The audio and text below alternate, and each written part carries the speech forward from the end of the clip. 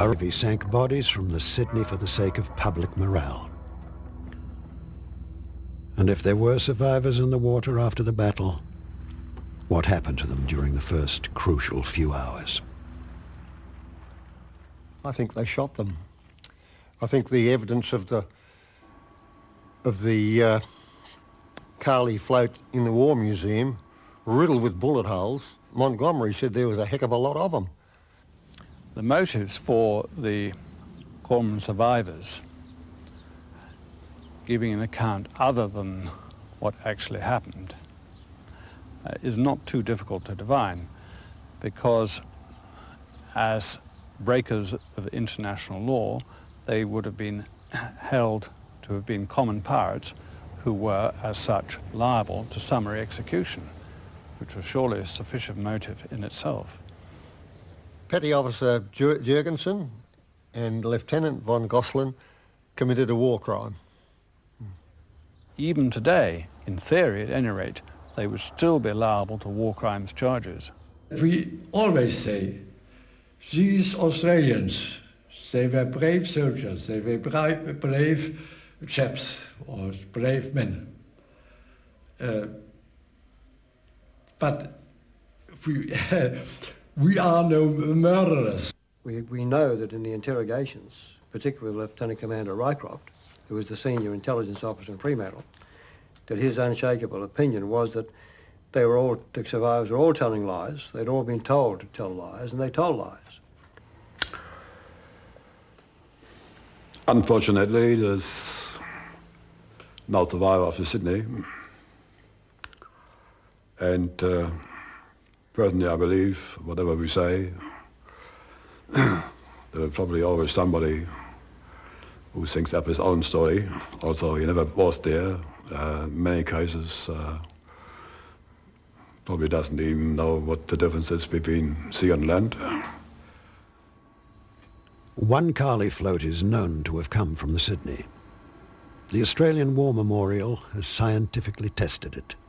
Our assumption is that the Carly float was shot at by high explosive munitions which exploded relatively close, and those pieces of munitions were either captured in the cork or the body of the float or went through it.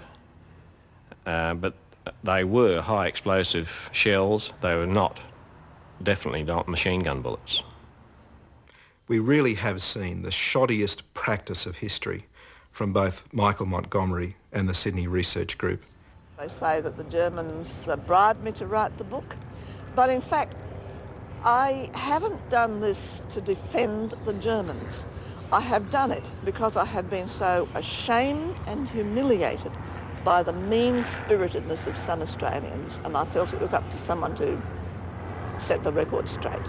Australians, I must say, that appear to be bad losers. Not fair.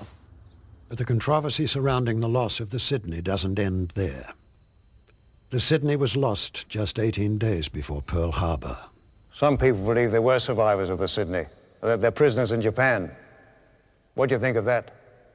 In my opinion, the Sydney had been hit by me at a vital spot, and the fire had reached the magazine, and she blew up and sank. I do not think there could have been any survivors. There's a very obvious purpose for a Japanese submarine being in the same area as the Cormoran, and that was to lie in wait for the Aquitania, which was on her way to pick up 4,000 troops to take back to Malaya, and so would have been a very tempting target for the Japanese. 4,000 troops could, in their eyes, have made all the difference between success and failure in the invasion of Malaya. It wasn't in Japan's interests to go after one relatively minor Australian ship at that time, when the whole fate of the Japanese Empire was at stake. The whole effort was directed to strike a secret attack on Pearl Harbor.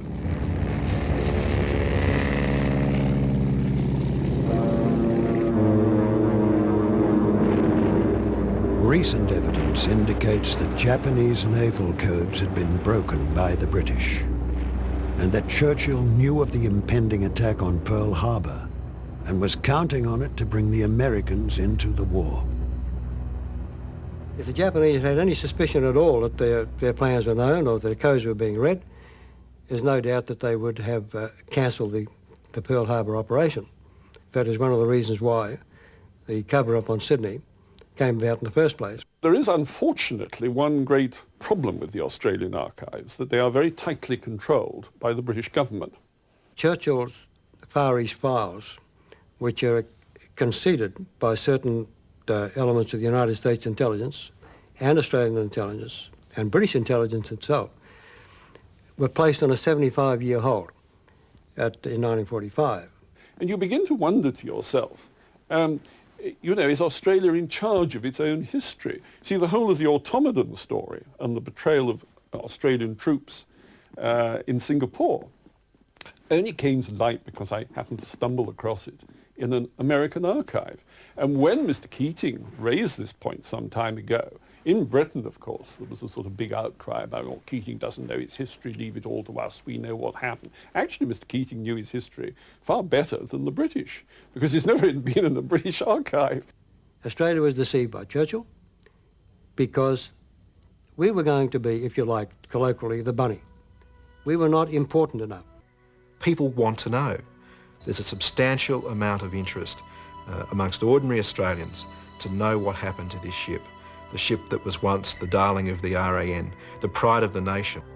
After all, the academics, authors, historians, journalists, politicians and researchers have finished trying to put the egg back together again, we come back to the people who were actually on the ships that fought so gallantly for their respective countries, and their thoughts and feelings.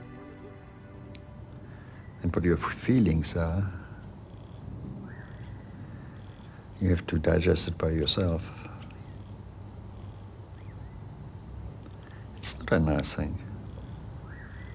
I would say, who likes to destroy something valuable, whatever it is? If it is a ship, it is a nice piece of technology and so on today that goes down in the bottom.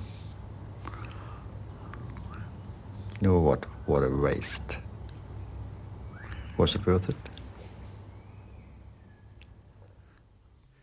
I've never technically shed an outward tear for Sydney. Many internally, yes.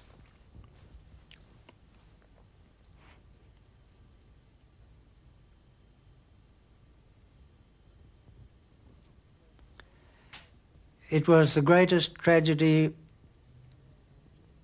in World War II, in my opinion, but of course I may be a little parochial about that one.